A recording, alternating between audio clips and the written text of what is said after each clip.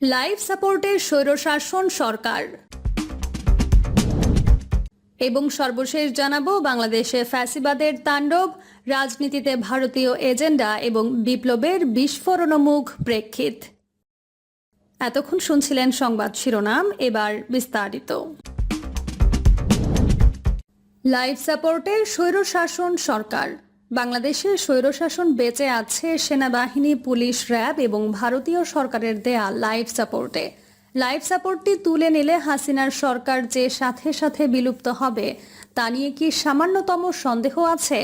অপরদিকে স্বৈরশাসনকে সমর্থন করার বদনামটি তো বিশাল।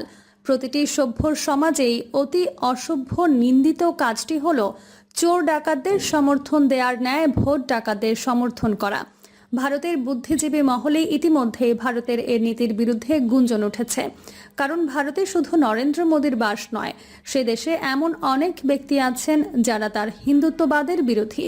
ভারত সরকার বাংলাদেশের অভ্যন্তরে নিছক নিজ স্বার্থ বাঁচাতে হাসিনার স্বৈরশাসনকে সমর্থন দেয় এবং কয়েক বছর আগে হাসিনাকে বাধ্য করেছে অধিক দামে আদানি কোম্পানির বিদ্যুৎ কিনতে। কিন্তু বাংলাদেশের অভ্যন্তরে ভারতের স্বার্থ প্রচণ্ড হামলার মুখে পড়বে যদি ভারত সরকার গণবিরোধী স্বৈরশাসককে সমর্থন দেওয়ার কাজটি অব্যাহত রাখে। জনগণ মারমুখী হলে ভারত যে নিজের স্বার্থ বাঁচাতে হাসিনার উপর থেকে লাইফ সাপোর্ট তুলে নিতে বাধ্য হবে। ভারতীয় সৈন্যদের হাতে কাশ্মীরে মুসলিম গণহত্যা ও বহু হাজার মুসলিম নারী ধর্ষিত হওয়ার কারণে পাকিস্তানের রাজনীতিতে ভারতপন্থী হওয়াটি গুরুতর নৈতিক অপরাধ। সেদেশে সেটি গণ্য নয়, নিরেট অসভ্য কর্মরূপে। ভারতীয় সৈন্যদের হাতে কাশ্মীরে মুসলিম গণহত্যা ও বহু হাজার মুসলিম নারী ধর্ষিত হওয়ার কারণে পাকিস্তানের রাজনীতিতে ভারতপন্থী হওয়াটি গুরুতর নৈতিক অপরাধ। সেদেশে সেটি গণ্য হয় নিরেট অসভ্য কর্মরূপে। একই অবস্থান নেপালে। কারণ দিল্লির আধিপত্যবাদী সরকার নেপালের রাজনীতিতে তার অনুগতদের প্রতিষ্ঠা দিতে এবং নেপালি সরকারের মেরুদণ্ড ভাঙতে ভারতের ওপর দিয়ে নেপালের জ্বালানি তেল সহ অন্যান্য সামগ্রী বহনকারী ট্রাক চলাচল বন্ধ করে দিয়েছিল এবং জন্ম দিয়েছিল চরম অর্থনৈতিক ও সামাজিক দুরবস্থার। নেপালের মানুষ ভারত সৃষ্ট যে যাতনার কথা ভুলেনি, একইরূপ প্রচণ্ড ভারত বিরোধী ঘৃণা মালদ্বীপ ও শ্রীলঙ্কায়। সেরূপ অবস্থা দ্রুত জন্ম নিচ্ছে বাংলাদেশেও। আরও বাস্তবতা হলো বাংলাদেশ হিন্দু সংখ্যাগরিষ্ঠ নেপাল নয়, ক্ষুদ্র মালদ্বীপ ও শ্রীলঙ্কাও নয়। এটি 18 কোটি মানুষের মুসলিম দেশ। বাঙালি মুসলিমগণ বিশ্বের অন্যান্য দেশের স্বৈরাচার বিরোধী জনগণের তুলনায় রাজনীতির অঙ্গনে ঐতিহ্যহীন নয়, বরং তাদের রয়েছে আগ্রাসী শক্তির বিরুদ্ধে লড়াইয়ে গৌরবময় ইতিহাস। এই বাঙালি মুসলিমগণই 1947 সালে দক্ষিণ এশিয়ার রাজনীতিতে প্রকাণ্ড ভূমিকম্প এনেছিল এবং পাল্টে দিয়েছিল দক্ষিণ এশিয়ার ভূ রাজনৈতিক মানচিত্র।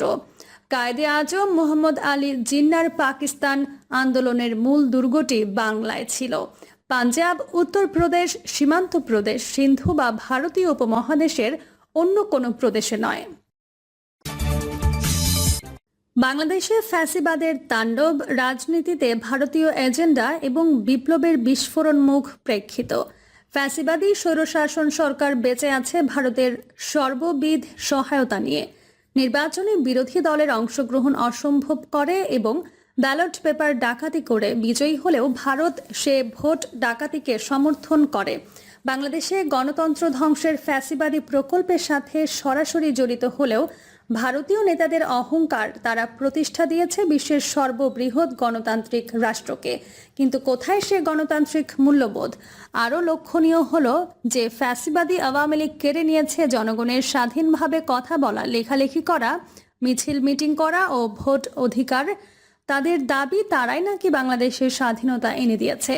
প্রশ্ন হলো, দেশবাসীর মৌলিক মানবিক অধিকারের ওপর এরূপ ফ্যাসিবাদী ডাকাতিকে কি কখনো স্বাধীনতা বলা যায়? এরূপ ফ্যাসিবাদী তাণ্ডবকে স্বাধীনতা বললে পরাধীনতা কাকে বলে? পরাধীনতার অর্থ শুধু বিদেশি শত্রুদের দখলকারী নয়, সেটি দেশি শত্রুদের দখলদারিও।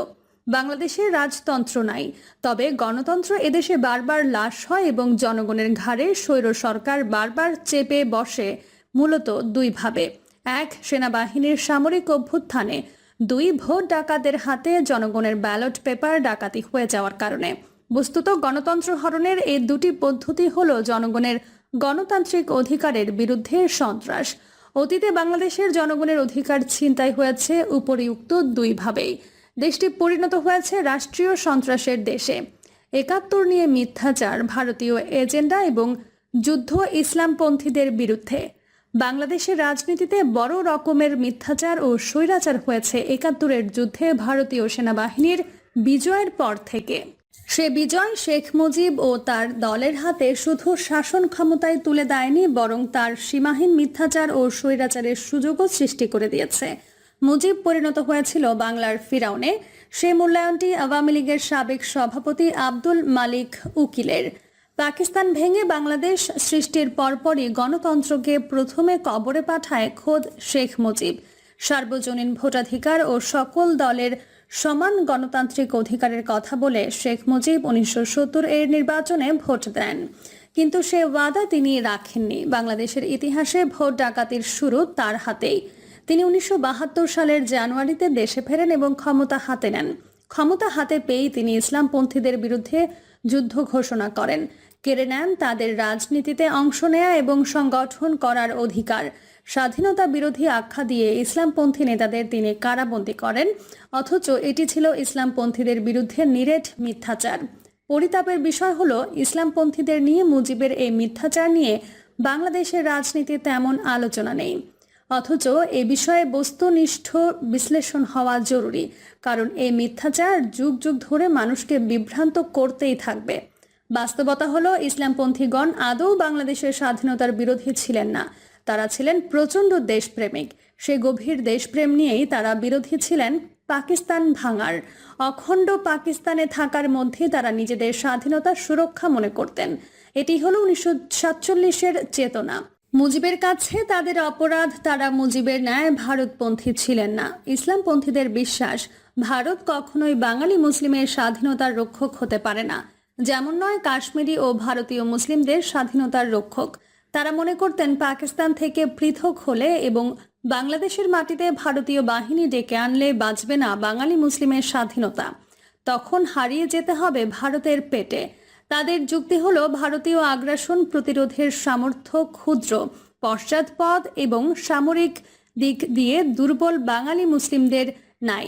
সেটি বুঝতেন হোসেন শহীদ সোহরাওয়ার্দী, খাজা নাজিমউদ্দিন, তমিজউদ্দিন খান, আকরম খাঁর মতো ১৯৪৭-এর মুসলিম লীগের সকল নেতৃবৃন্দ। তাদের দেশপ্রেম ও স্বাধীনতা প্রেম নিয়ে কি সন্দেহ করা চলে? সন্দেহ চলে কি তাদের শিক্ষাগত যোগ্যতা, রাজনৈতিক প্রজ্ঞা ও দূরদৃষ্টি নিয়ে? হায়দ্রাবাদ, কাশ্মীর, গোয়া, মানবাদরের ন্যায় ভারতের পেটে বিলীন হওয়া থেকে বাঁচতেই তারা স্বাধীন বাংলাদেশ না বানিয়ে পাকিস্তানে যোগ দেন।